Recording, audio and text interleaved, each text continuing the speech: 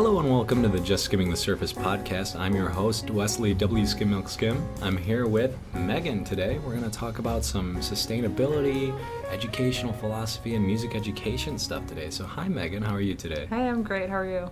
Fantastic. So you have a Instagram account where you kind of talk about just living green and different tips for anyone who wants to follow that. Can you tell me more about like what inspired you to start that?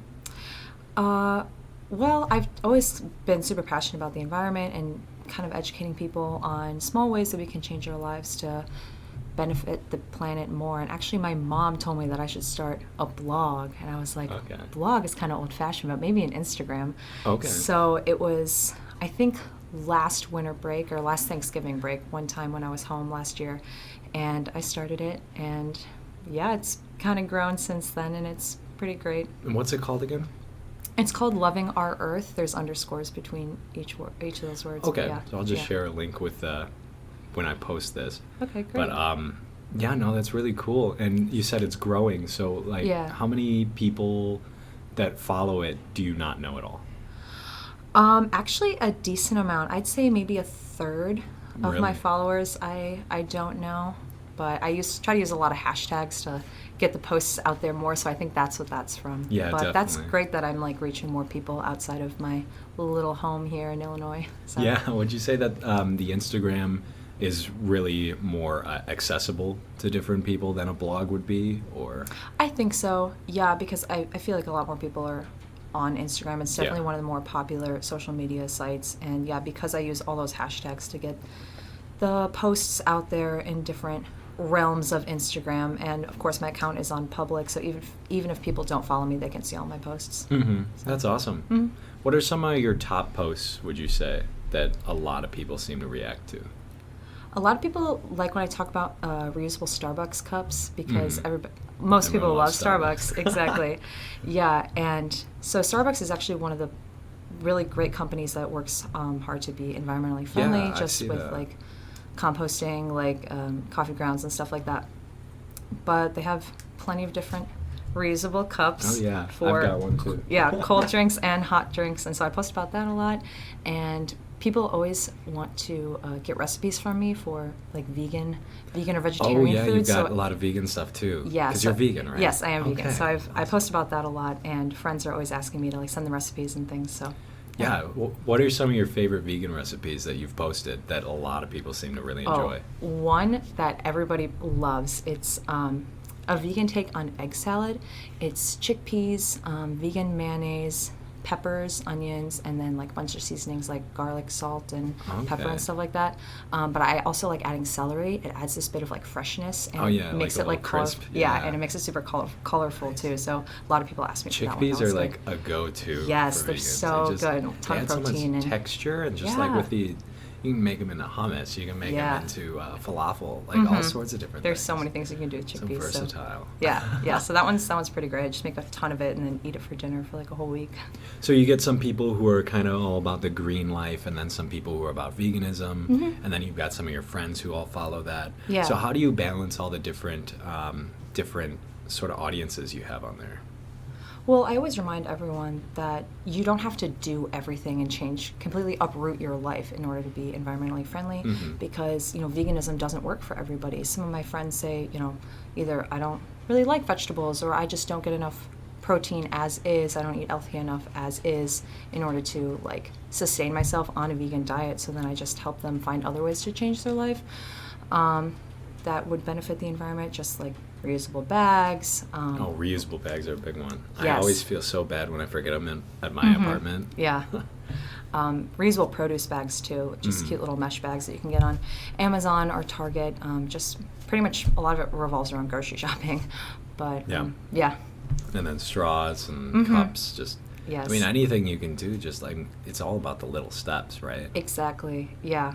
I love when my friends say, "Oh, Megan, like I got my reusable straw today," or like they're coming in the mail, or I just got a reusable cup, and it just makes me super happy. So you kind of become the go-to person. Yeah. That they're like, I'm being green. Look at me. A lot of people like come up to me and they're like, "Is this recyclable?" And half the time it's not, and they're like, "Oh, sad." And it's like, Yeah, that's something else that I always see on your posts is you have a lot of guides on how to like recycle things properly. So what are some of the common misconceptions for recycling?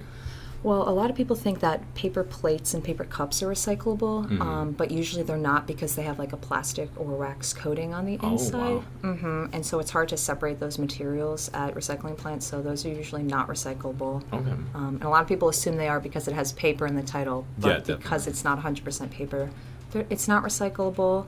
Also, those kind of cardboard-like containers that some milk or like orange juice comes in. Yeah, I know. I don't know what they're called, but they're yeah, just they kind of cartons. look like cartons, but not plastic. Those are not recyclable for the same reasons because it's not 100% paper. And there's something to do with the food product too. Like if there's food product on the jars or in the carton, it contaminates everything else. So you have to make sure that you're washing out everything before you recycle it. But recycling policies are different in every town that you're in. So just doing some research and going on the website of your local recycling plant and figuring out what they accept is important as well, because some places accept plastics 1 through 7 and others only accept 1 through 5, like the little numbers and the triangles and stuff. To check the little, they just look for the sign that says recyclable. Yeah. So that usually trips them up, or they'll like throw pizza boxes in the recycling. It's like still got the food, all the and the grease crusty, in there. cheese and stuff. I know all the apartment complexes in Normal recently had to add recycling bins. So how do you feel about that? Do you think that they're doing it properly? Because I read that a couple of them are still holding out. Well, I know there's been a lot of talk about First Site being super frustrating and not really allowing recycling at their buildings because I think they just don't want to pay for it.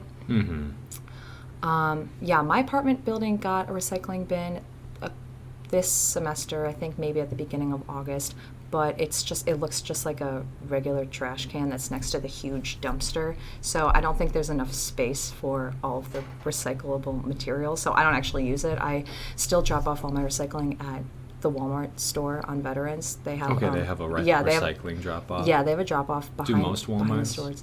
I don't know about Walmart in particular. I would. This one does. Yeah, this one does, and I know that Jewel on Cottage, I believe, does as well.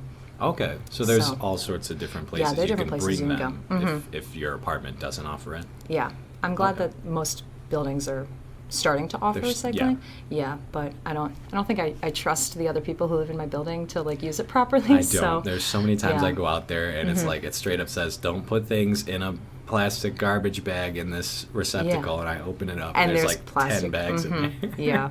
Yeah. Some people just ruin it for everyone. I know. Yeah. Really upsetting. So do you ride a bike around campus then?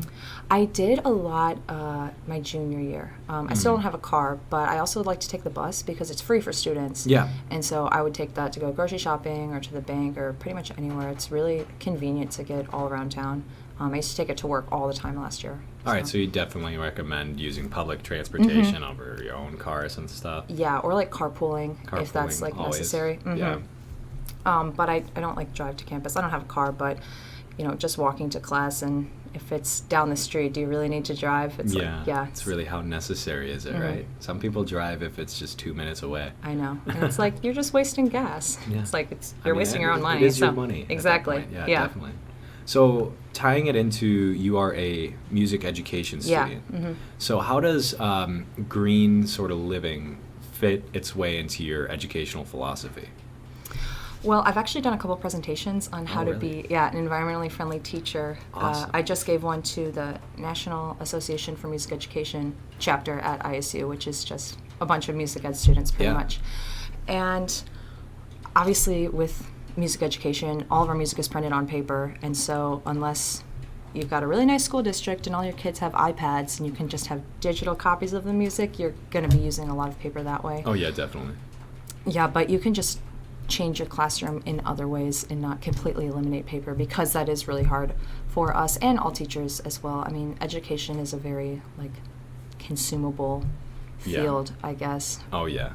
I mean, all the paper, the copying machines and everything. Yes. There's just so much. I feel like there's a lot of waste that can be avoided. Yeah. So what are your some ideas to sort of avoid wasting all this product? Well, one thing that I can think of off the top of my head is permission forms. If you have to send any kind of form or informational things home with your kids, try to just send an email to the parents or post it on, if you have like a class website. I know a lot of school districts have something that's similar to Reginet, but for parents to like check grades and things like that. So posting online rather than sending paper home with the kids, because odds are the kids are going to lose it or forget to give it to their parents anyway. So it's just going to wind up in the trash anyway. Exactly. So cutting that out would help reduce paper. Avoiding making copies of music because, one, that's illegal, and two, it's, again, just wasting paper. So trying to take good care of class copies of the music and then reusing it every year and not just making copies and throwing them away. This other one is geared more towards elementary schools who use a lot of markers, but Crayola actually accepts like old dead markers back to recycle. Yeah, it's called Crayola Color Cycle, and they give you a shipping label for free, so you don't have to pay for it. Okay, so you just go online, just like as if you were returning a package or something, and then you could print off the label, tape it on there, and mail it to them? I think you have to like register your school or something, but it's all free. Oh, that's awesome. Having like a collection bin in your classroom or just several around the school is also helpful. Yeah, that's cool. What are some of the other things you talked about in your conferences or your presentations? They're all just small things, nothing super, super huge, but one is reusing old towels to make dry erase board markers. So you can just cut them up into little squares and use those instead of buying the styrofoam ones, because the styrofoam ones like fall apart anyways because they're cheap and styrofoam's the worst. So using that, and I do the same thing actually for makeup wipes. I cut up an old hand towel and just use these little towel squares and liquid makeup remover instead of using the single wipes, because that reduces so much waste, and all of these save you money usually too, because you don't have to keep buying all these things. It's always like just stuff that you just wouldn't think of, you know, like you've got old t-shirts you're just gonna throw away, but you can make a rag or something. I just recycled a bunch of my old clothes to H&M because they accept recycled clothing. Oh, that's awesome. I didn't know that. Yeah, you can go to H&M, just bring a bag of all your old clothes that you're looking to recycle, and they'll even give you like a little discount coupon code for 15% off. That's amazing. I'm definitely gonna have to look into that. Yeah, it's super cool. So if you have any clothes that you're looking to get rid of, H&M's the place to go. So what sort of made you decide to be a music education major? Well, I've always been involved in music. I've been in choir since elementary school, and it was always something that I enjoyed, just time to relax. All my friends were in it. And then when I got into high school, I was in show choir and magicals and a cappella, and I had a really awesome choir director, and he was just so much fun, and just made us all happy. So it was just a really good experience, and I've always loved helping people and volunteering, and so just kind of combining the two led me to choose music education. What makes music education different from the other education programs here at ISU? Because I know there's a lot. Oh, yeah. Well, for here at ISU, well, for one, we don't get as much clinical experience, I think. You don't think so? As other majors, just because we have so many classes that we need to take, so we don't have enough time during the day to go out to different schools. But with that, we are certified K through 12 band, choir, and orchestra, and general music. Yeah, that really helps too. Yeah, which is great, because a lot of music education programs, just in other schools in general, don't do that. You're either just choir or just band. But we learn about everything, so that's really awesome. We're more marketable. Just a nice, full experience. Well-rounded, Yeah, and I know there's a few classes that are different for you, too. You take 210 or something like that instead of 216, right? We do teach 210. Yeah, we don't take 216. And I'm in 219 right now. I don't know if that's another Everyone one. takes Everyone takes 219. 219? Okay. But 210 is you're actually in a classroom, right? For 210? Isn't it a clinical sort of experience class, or what exactly is 217, I think, is the music. 217, I think, is the equivalent, I suppose, of 216. But yeah, we do like a formative pedagogy project, and we have to write a bunch of lesson plans and go find a class somewhere and teach them about whatever central focus we choose. Oh, that's so cool. yeah, that's awesome that we get experience like that. So Yeah, no, that's awesome. So what inspired you to be an educator in the first place? Like, did you know music was going to be the thing you wanted to do? Yeah, I think it was around sophomore year of high school where I started thinking, yeah, I just love music so much. And I think I just don't think there was a question about it. I never really considered anything else. It was just, yeah, I love music, and yeah, helping people, Just teaching. right into it. Yeah, just That's this is obviously the answer. So, yeah. Cool. And how has ISU treated you so far as a music student? Like, do you enjoy the program? I do. Yeah, ISU's great. I mean, it has one of the best education programs like in the state and the nation. I mean, it's a teacher school. So. Exactly. It was built for teachers. So, I think that alone puts us ahead of a lot of other schools. Yeah. But the music program is great. I mean, there are so many amazing professors that just make it fun, and Dr. Fredstrom is definitely one of the best in our program. I've heard things about Dr. Fredstrom. Yeah, he's awesome. Fun guy. Yes, he just has a way to get us to learn without us even knowing we're learning, and then that's awesome. Yeah, he's magical. Really, I don't know how he does it. Yeah. So does that kind of inspire you as an educator? Do you just steal things from some of your professors? You're like, okay, that's what I want to do when exactly. I'm just taking little bits and pieces of everyone to make your own persona. Awesome. Now I know that the music ed track is really busy. So you take a lot of classes. So how do you balance all of that? I feel like music students are used to being busy. In high school you got your whole day of classes, and then you've got rehearsals and marching band practice, show choir practice, and everything after school. So I think just as a human, we are used to just go, go, go, go, go. It is really busy, and it is hard to find some downtime. But I think if I did have downtime, I'd be bored. So staying busy there's pros and cons to it, but yeah. I feel that. Yeah. Are you involved in a lot of extracurricular music programs then? Yeah, I'm in an a cappella group, so we meet 3 days a week, and it's a fun way to stay involved in music, but it doesn't feel like work, because sometimes when music is your life and your career, it does stop being fun and it feels like a job. But a cappella it's always fun. It never feels like work. Yeah, a cappella is a fun thing. So with secondary dominance, what are some of the fun experiences you've gotten to do that you feel grateful for? Definitely competing at ICCA is amazing. Our group, we've never been super competitive. Obviously, we want to do well, but our goal has never been to win. Our goal is just to have fun and do our best, and definitely meet other groups. I love meeting groups from other schools and just forming those connections just everywhere. Yeah. So do you have a network of other people that you've met from other schools that you're able to just reach out to them and be like, hey, how's it going? Yeah. How does that work? Is it Facebook friends or? Yeah, Facebook, Instagram friends. We kind of got close to one of the all-male groups at Michigan, the Michigan G-Men.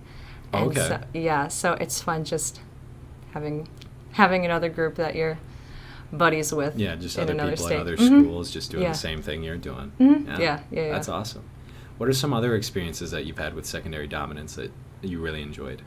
I love going on high school tour. The first couple days of our Thanksgiving break, most high schools are still in session, so that Monday and Tuesday we go back to a lot of our old high schools and sing for their choir classes, and they get to ask us questions about a cappella, college, music in college, all of that stuff. And so it's great to, give a little bit of our wisdom back. Yeah, be able to pass that down. Yeah. And I'm sure that really helps you as an educator too, right? Yes, absolutely. It's so much fun to look at the younger generation and kind of guide them towards what they want to do. So. Yeah, with music or anything like that. Yeah. Wow, that's awesome. What other extracurriculars are you involved in here? Any? I'm in Sigma Alpha Iota, which is a professional music fraternity. It's all women, but it's technically a fraternity. Okay. And I really love that because it's a lot more chill than other Greek life organizations, in the sense that the time commitment isn't terrifying and it's not incredibly expensive or anything, but it's a mix of music majors and non-music majors, but our common love and passion is music. And so that's great because it's just something that binds us all together in the sisterhood. That's so awesome. That's is it kind of like PMA? Yeah, yeah. Okay. PMA is like our brother organization. Okay. Yeah, not 'Cause you're technically. both fraternities. Yeah, Okay. yeah. And they're all guys. We're all female, and so we do a lot of stuff together. And TBS is another Greek organization, but that's for instrumentalists. Okay. But we try to have a good Greek community and do stuff together like kickball and potlucks and stuff. So that's super fun. Different community events. Mm-hmm. That's Yeah. awesome. Yeah. What are some of the experiences you're looking forward to when you go off to be a teacher? That's a good question. I'm really excited to. This is just sounds so basic, but I'm really just excited to have my own classroom and be able to structure it the way that I want and the way that I know could benefit my kids. And I'm really excited to start choosing rep for my hopefully middle school choir. That's what I think I want to teach is middle school. Yeah. Awesome. A lot of people look at me and think I'm crazy when I say I want to teach middle school, but my philosophy is, I guess, that's a really crazy time for a lot of people because bodies are changing, life is getting crazy, and so I think they need that stability of a teacher that really cares about them. And music classrooms are usually always a safe place, and so I want to be that for those kids. Yeah, it's a safe place, creative outlet. That's always useful for those students. So what you were saying that you want to have a classroom tailored for your teaching style. So what exactly do you think that is? What is my teaching style? Yeah. Oh man, I don't think I've ever really thought about like my own personal style. Well, let's try to visualize like your future classroom. What do you see it looking like? I want it to be comfortable and not like everyone has to sit in rows or sit in their voice part specifically, because I think labeling people by their voice part, I think, is very like not inclusive. Okay. And so I just want it to be a friendly, comfortable place for everybody. Mixing all the students around, having them try different voice parts and not only keeping them in one specific place, letting them just try a bit of everything to figure out what they want. Because I think a lot of the times, choir director will be like, oh, you're a tenor, so you're only going to sing tenor because you have a high range for it or something. And then that kid misses out on singing alto or, soprano or bass or doing anything else or playing guitar as an accompaniment for the choir. And so just having different opportunities for all of my kids and not sticking them to this label, I guess, in music. So you definitely see yourself as a choir teacher, though? Yeah. Okay. Yeah. So no band, no orchestra? Technically, I will be certified to teach band and orchestra, but that's not where my heart lies. So definitely choir. Okay. Would you say that draws from your experience being in choirs? Yeah. I was in band in elementary school and middle school, and that was a lot of fun. But I definitely, choir's my number one. So what are you scared for teaching? Classroom management makes me nervous. Like, what do I do if the kids start fighting, or what do I do if they don't stop talking? But a lot of that comes from setting a structure and setting those classroom procedures from day one so they know what to expect when they come into the classroom. Because kids crave structure. Maybe not necessarily rules and being told no, but knowing what's going on is really important for them. And so making those procedures known from the first day will help hopefully combat all of that. Definitely. So going from there, what are some of your tips for some of the younger music education students or people going into music education from your experience in the field? Being open to new opportunities. I think a lot of people come into college saying, oh, I want to be a high school band director or a high school choir director, and they don't want to teach general music or middle school or college or community choir or anything like that. But just being being open to changing your mind about a lot of things. Yeah, when you're in fine arts fields, you got to be open for that. Exactly. Theater's the same way. Yeah, I bet. So yeah, just being open-minded. Okay. Any other tips or tricks? Tips or tricks? I think this goes for pretty much college students in general, but taking gen ed classes over the summer or just online, because for music especially, our schedules are so crazy. And so when you have to practice for juries and memorize all of your music for whatever ensemble you're in, you're not going to want to take that hour and go to Geology 102. So getting that out of the way over the summer, it was definitely something that helped me out a lot, because I'm not taking any gen eds this semester, which is so nice. Because I think that sounds fantastic. Yeah, I think if I was, I would probably not be going. No, I'm taking one right now. And it's just like, wow, senior year, last semester, and I'm in a gen ed with a bunch of freshmen. Yeah, so getting those out of the way, if not over the summer, just squeezing them into your freshman and sophomore year would definitely be beneficial, because when you're getting into all those major classes and you're getting close to graduation, you're not going to be wanting to sit in a math class or anything. So I feel that. Yeah. So if you could go back and talk to yourself back when you first decided that music education was what you wanted to do, what would you tell yourself sophomore year? Wow. I know that's a hard question. Yeah, that's really getting me thinking. That it's all going to work out, because college is, that's so cliche, but college is full of ups and downs, just in life in general. But I think if I could let my little high school sophomore year self know that everything's going to work out fine and it's all going to be okay, and just have that little glimmer of hope in my mind as I go through freshman through junior year of college, that I'll end up in the place that I'm supposed to be, that'll be my guiding light, I guess. Yeah. Do you have anything else music related that you wanted to talk about? Going to conferences is definitely just have been one of the highlights of my college career. I'm involved in the National Association for Music Education and the NAFME and the American Choral Directors Association, or ACDA. And going to those different conferences has been amazing, a wonderful learning experience, and I've gotten to meet so many other educators that are out in the field right now. Making those connections, networking is super important when you're in college.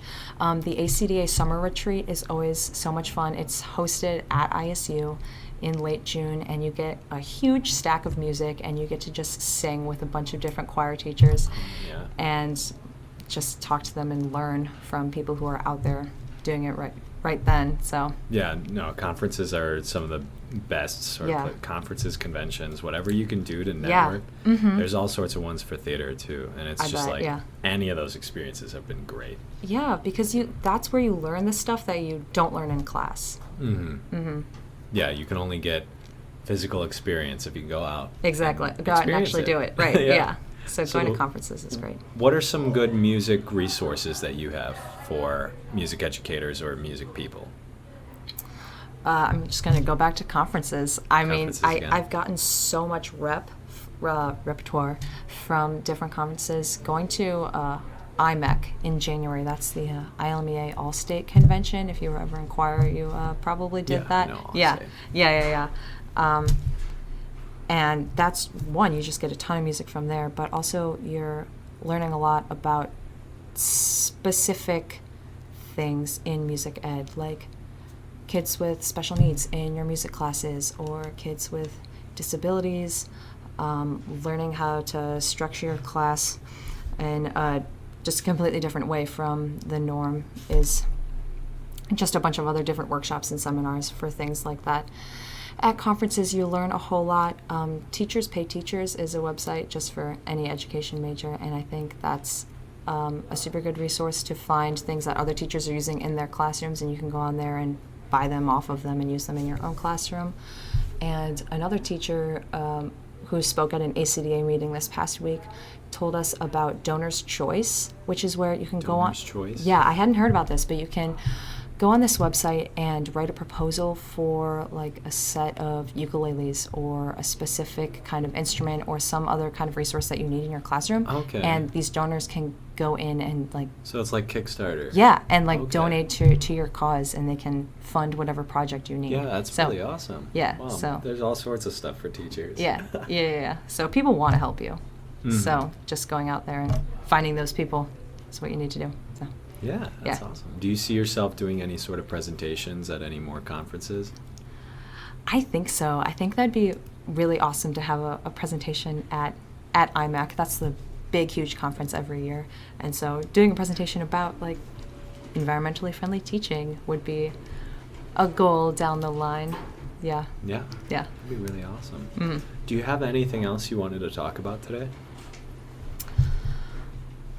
I think just a tip is to be more conscious about, this is for the environmental side, is to just be more conscious about the choices that you're making and realizing the waste you're producing and how you can kind of prevent that is just an easy first step. Just being self-aware, I think, is the first step to making changes in your life, and that it's not as daunting as everybody may think it is.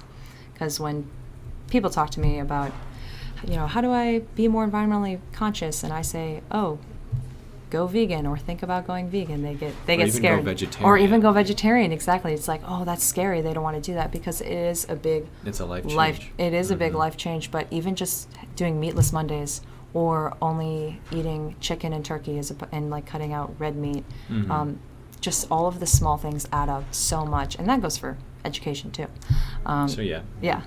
Do your research and try things. Mm-hmm, exactly. Aware. Try everything. Mm-hmm. That's awesome. Yeah. All right. Thank you so much, Megan. Yeah. Thank you for having me.